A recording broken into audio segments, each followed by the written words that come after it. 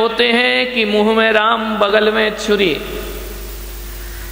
सावधान जरा ज्यादा मीठा बोलने वालों से।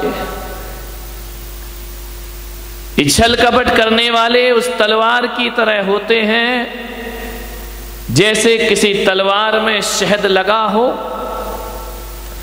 और उसकी मिठास को चखने के लिए उस तलवार को कोई जीभ पर लगाए तो स्वाद में तो मीठी लगती है लेकिन जीभ काट दिया करती है। रंचक दगा बहुत दुखदानी, सुख पावे संतोषी प्राणी। छल कपट भरा व्यवहार। एक बात याद रखना, आदमी को समझने का प्रयास करना। ये मत सोचना कि जो ज्यादा झुक रहा है तो वो ईमानदार है। जो जितना झुकता है खतरा उसी से होता है। जो जितने निकट होगा नुकसान उसी से होगा। अपने जीवन में याद रखना।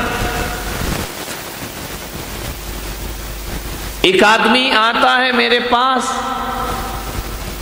कहता है महाराज मैं आपके चरणों की धूल हूं।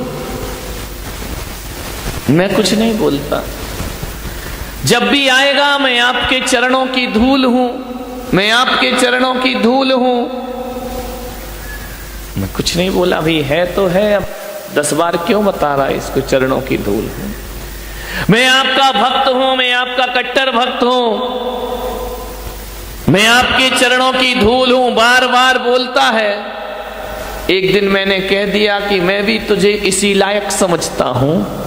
उस दिन के बाद से उस आदमी ने बोलना बंद कर दिया। बोले महाराज आप कैसे महाराज हैं, आप मुझे धूल के लायक समझते हैं। अब एक बात बताओ भाई, जब तुम अपने मुंह से कहते हो चरणों की धूल हो तब आपको सम्मान महसूस होता है, और यदि मैं कह दूं कि मैं भी तुम्हें इसी लायक समझता हूं तो आपको अपमान महसूस होता है। तो इसका मतलब हकीकत बता, तू चरणों की धूल है या नहीं है। ध्यान रखना, आदमी बोलता कुछ है होता कुछ है, ध्यान रखना।